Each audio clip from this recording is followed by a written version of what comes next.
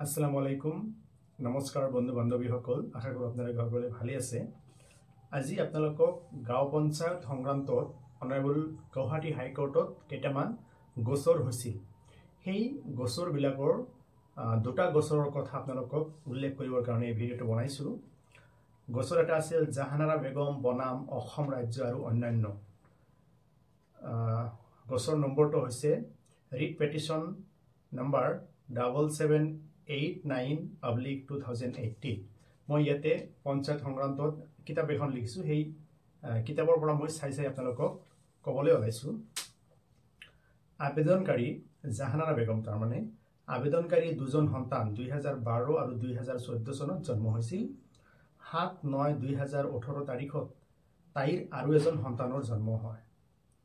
অসম ৰাজ্যিক নিৰ্বাচনী আয়োগৰ দ্বাৰা 5/11/2018 তাৰিখত পঞ্চায়ত নিৰ্বাচন অনুষ্ঠিত হ'বৰ বাবে অধিসূচনা জাৰি কৰা হৈছিল 2018 চনত পঞ্চায়ত নিৰ্বাচনৰ অধিসূচনা জাৰি কৰা হৈছিল আবেদনকাৰীয়ে নমিনেশ্যন পেপাৰ সংগ্ৰহ কৰি লক্ষ্য কৰে যে পঞ্চায়ত আইনৰ ধাৰা সেকশন 111 ক্লজ 2 সাব ক্লজ এ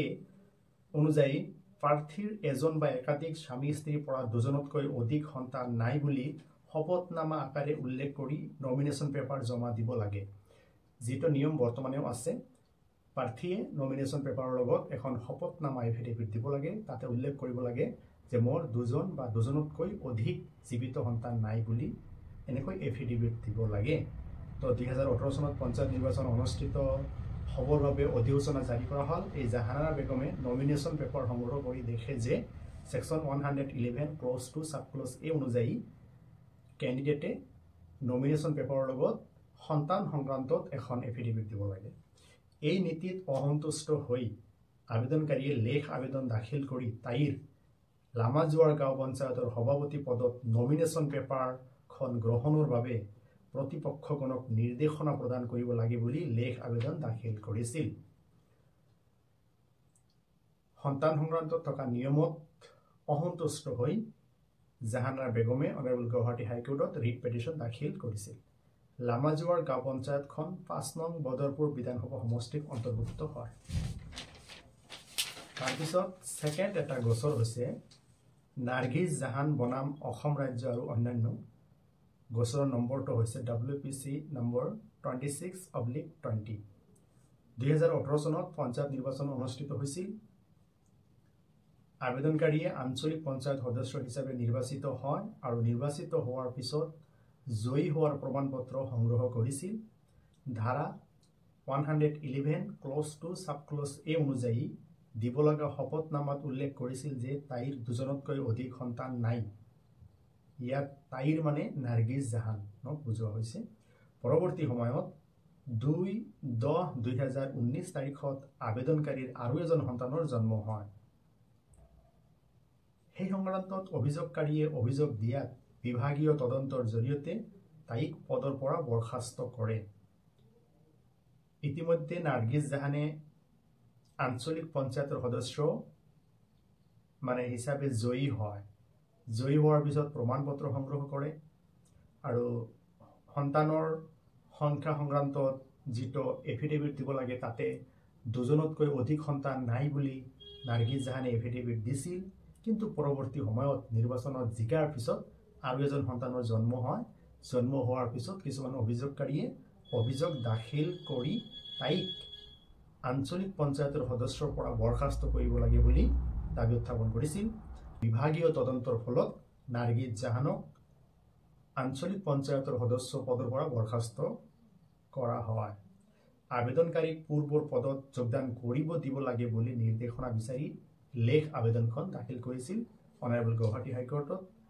পিছত আবেদনকাৰীক সাময়িক সকাহ দি পূৰ্বৰ পদত যোগদান কৰিবলৈ নিৰ্দেশনা দিছিল যদিও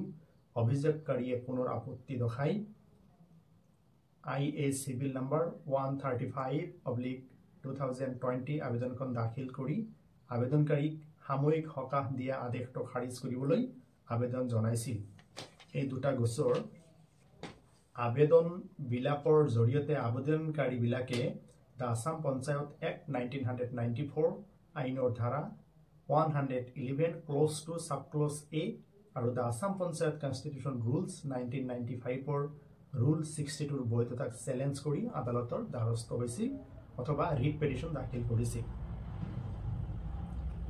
পঞ্চায়ত আইনৰ ধাৰা 111 ক্লজ 2 সাব ক্লজ এ মতে 18/3/2018 তাৰিখৰ পিছত এজন বা একাধিক স্বামী স্ত্ৰীৰ পৰা দুজন বা তাতোকৈ অধিক জীৱিত সন্তান থকা সকলে গাঁও পঞ্চায়তৰ আঞ্চলিক পঞ্চায়তৰ আৰু জিলা পৰিষদৰ সদস্য সভাপতি আৰু উপসভাপতি হৈ থাকিব নোৱাৰিব মনত ৰাখিলে এটো হল সেকশন 111 ক্লজ 2 সাব ক্লজ এ অনুযায়ী 18/3/2018 তাৰিখৰ পিছত এজন বা একাধিক স্বামী স্ত্ৰীৰ পৰা দুজনতকৈ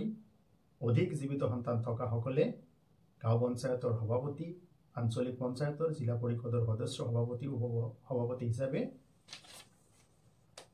কাৰ্যনিৰ্বাহ কৰিব নোৱাৰিব গতিকে মহামান্য গুৱাহাটী উচ্চ ন্যায়ালয়ে বিভিন্ন দিগবোৰ চালি জাৰি চাই উপৰোক্ত লেখ আবেদন দুটা একেলগে শুনানি অনুষ্ঠিত কৰে শুনানি কালত দ্য আসাম পঞ্চায়ত এক্ট 1994 আইনৰ ধাৰা section 111 close 2 sub clause A আৰু the Assam panchayat constitution rules 1995 rule 62 বৈধ হিচাপে ঘোষণা কৰি ৰায়দান দিয়ে আৰু ওপৰত আলোচনা কৰা লেখ আবেদন দুটা খাৰিজ কৰি দিয়ে তো খুবেই ইম্পৰ্টেন্ট কিছুমান গোচৰৰ কথা ইয়াতে উল্লেখ কৰিছো এইখনি পঞ্চায়ত কিতাপখনৰ নাম হৈছে পঞ্চায়ত নিৰ্বাচন আৰু অসম পঞ্চায়ত আইন সন্দৰ্ভত জানিবলগীয়া বহু কথা অলৰেডি মানে প্ৰেছত দিয়া হৈছে পাব্লিছ হোৱাৰ পিছত আপোনালোকৰ কাৰণে দিব পাৰিম দাম মাত্ৰ 100 টকা আৰু যদি কপিটো আপোনালোকে পোষ্ট অফিচৰ জৰিয়তে ল'ব বিচাৰে বা ডাক সেৱাৰ জৰিয়তে দূৰ দূৰণি মানুহে ল'ব বিচাৰিছে ডাক সেৱাৰ বাবদ আপোনালোকে 100 টকা দিব লাগিব কিতাপখনৰ মূল্য হৈছে 100 টকা মুঠতে 200 টকা দিলে কিতাপ আপোনালোকৰ ঘৰত ডাক সেৱাৰ জৰিয়তে পৌঁছাই দিব পাৰিম ধন্যবাদ হেভ এ নাইস ডে